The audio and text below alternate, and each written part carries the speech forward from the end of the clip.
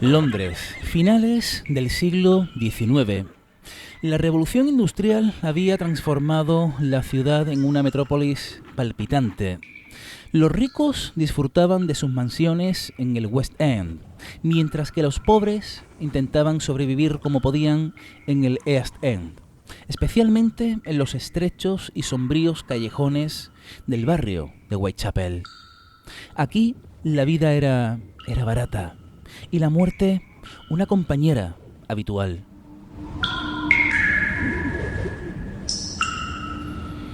En este laberinto de desesperación apareció un asesino. No era el primero ni el último en quitar vidas, pero su método, su estilo y su habilidad para escapar lo convirtieron en toda una leyenda. Todo comenzó en una oscura madrugada de agosto de 1888, cuando el cuerpo sin vida de Marianne Nichols fue encontrado en Bucks Row. Marianne, conocida como Polly, era una prostituta que buscaba ganarse unos peniques para sobrevivir. Su muerte, sin embargo, no fue común. Su garganta había sido cortada con tal precisión que parecía obra de un cirujano. Su abdomen estaba abierto, como si el asesino buscara algo en su interior. La policía, desconcertada, trató de calmar a la comunidad, argumentando que era un crimen aislado. Pero solo una semana después, el cuerpo de Annie Chapman apareció en un patio trasero de Hanbury Street. La escena era aún más grotesca. Annie había sufrido mutilaciones brutales y algunos de sus órganos internos habían sido extraídos y colocados cuidadosamente a un lado. ¿Qué buscaba este hombre? ¿Por qué estos horrendos actos?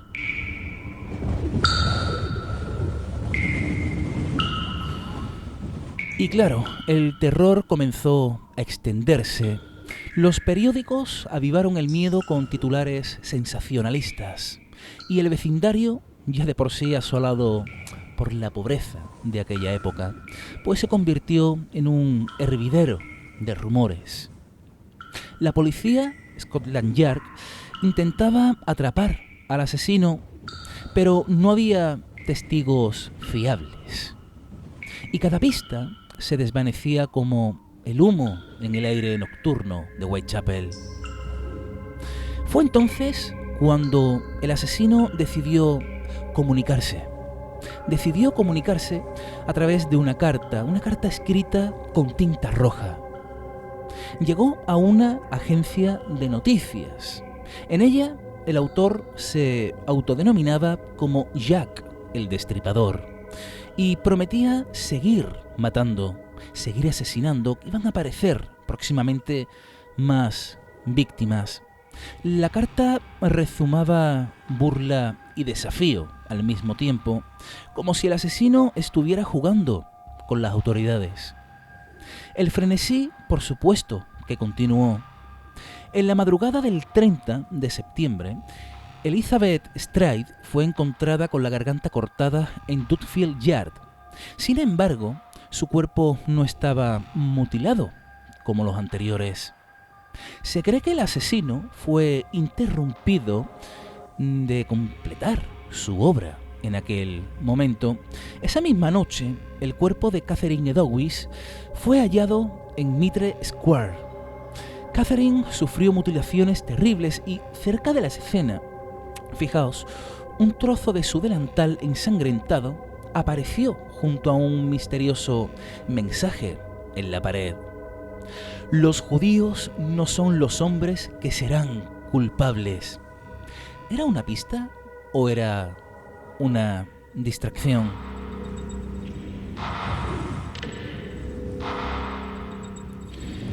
Con cada asesinato, Jack el Destripador se volvía más audaz, más macabro. Su acto final, el más aterrador de todos, llegó el 9 de noviembre de 1888. Mary Jane Kelly, una joven de tan solo 25 años que fue hallada en su habitación en Miley Court. La escena era indescriptible. Su cuerpo estaba tan mutilado que apenas parecía humano. Era como si Jack hubiera dado rienda suelta a toda su oscuridad y toda su locura en esta última víctima. Y entonces, como un truco de magia, Jack el Destripador desapareció de Londres. Los asesinatos cesaron en aquel momento y el misterio comenzó. Comenzó porque la verdadera identidad de Jack el Destripador sigue siendo un misterio, pero las teorías conspirativas y especulaciones, por supuesto que a día de hoy, en pleno 2024, abundan, alimentadas también por la falta de pruebas concluyentes y la fascinación por los crímenes. A lo largo de los años, muchos nombres y escenarios han sido sugeridos, y aquí tenemos las principales teorías conspirativas sobre quiénes podrían haber optado a ser Jack el Destripador. En primer lugar, tenemos al príncipe Alberto Víctor, duque de Clarence. Una de las teorías más controvertidas, podríamos decir, sostiene que Jack el Destripador era el nieto de la reina Victoria, el príncipe Alberto Víctor. Según esta versión, el príncipe tuvo un romance con una mujer de clase baja, lo que resultó en un embarazo. Y claro, los asesinatos habrían sido organizados por los miembros de la familia real o agentes del gobierno para de esta forma encubrir aquel escándalo en la nobleza y así eliminar a quienes conocían el supuesto secreto. Claro, aquí el problema es que no había evidencia concreta que vinculara al príncipe con los crímenes, y su historial muestra que no estaba en Londres durante algunos de los asesinatos. En segundo lugar tenemos a Walter Sickert, el artista macabro. El pintor Walter Sickert es otro de los sospechosos populares, y su obra frecuentemente incluía escenas grotescas y sombrías, y algunos sugieren que su arte estaba inspirado en los crímenes. La escritora Patricia Cornwell popularizó esta teoría en su libro, argumentando que ciertas cartas atribuidas a Jack contenían marcas de agua relacionadas con Sickert, con este artista.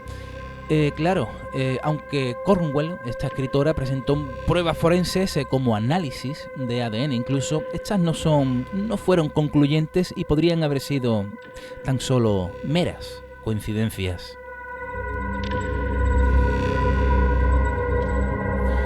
Pero por supuesto también tenemos a Sir William Gould, médico de la reina, que sugiere que este médico estaba detrás de los crímenes que se acometieron en aquel barrio de Whitechapel. Y en esta versión, Gould, un hombre poderoso y también respetado, pues participó en una conspiración organizada para proteger la reputación de la corona. Algunos creen que los asesinatos eran parte de un ritual masónico, fijaos, para silenciar a testigos incómodos. Claro, pero tampoco existen pruebas creíbles que vinculen a Gould directamente con los asesinatos, y la idea parece más un mito alimentado por el miedo a las élites. También tenemos a Aaron Kosminski, el barbero polaco. Aaron Kosminski, que era un inmigrante polaco que vivía en Whitechapel, es uno de los sospechosos más mencionados, porque era conocido por su inestabilidad mental y su odio hacia las mujeres. En el año 2014, un análisis de ADN realizado en un chal encontrado en la escena del crimen de Catherine Edowis, una de las víctimas, señaló a este personaje, a Aaron Kosminski, como el posible asesino. Aquí el problema reside en que los análisis han sido muy cuestionados por errores en la metodología y la falta de pruebas concluyentes. Además no se puede probar que el chal perteneciera tampoco a Edowis, a la víctima, o estuviera en la escena del crimen.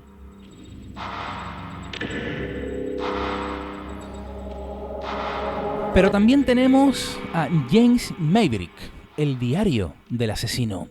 En 1990 apareció un supuesto diario, escrito por James Maverick, que era un comerciante de Liverpool, y que aparecía en este diario. Pues al parecer las confesiones de Jack el Destripador, que también se encontró, por supuesto, un reloj con la inscripción J.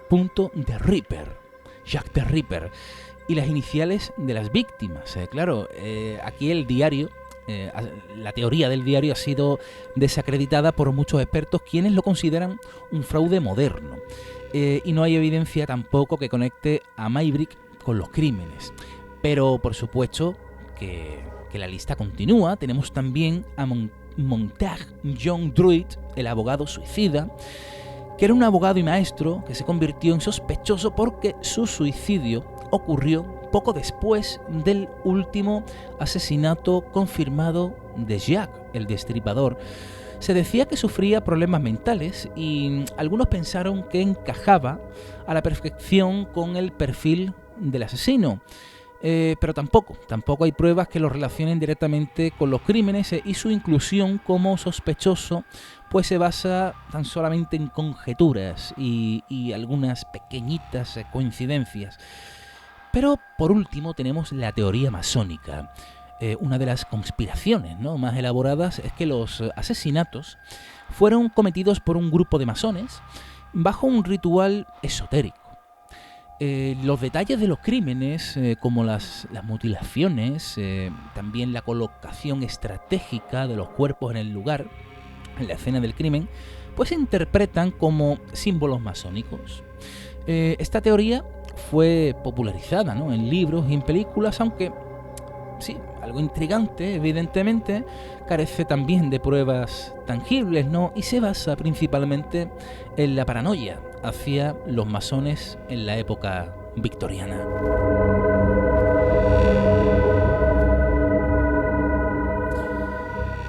A pesar de los avances en la ciencia forense, la identidad de Jack the Ripper, o Jack el Destripador, sigue siendo, y creo que seguirá siendo, un auténtico misterio. Las conspiraciones reflejan tanto el miedo de la sociedad victoriana como nuestra fascinación moderna, ¿no?, al mismo tiempo, con lo desconocido. Quizás nunca sepamos la identidad, nunca sepamos la verdad, pero la figura del destripador de Jack continúa acechando, no en Whitechapel tan solo, sino en los rincones oscuros de nuestra imaginación.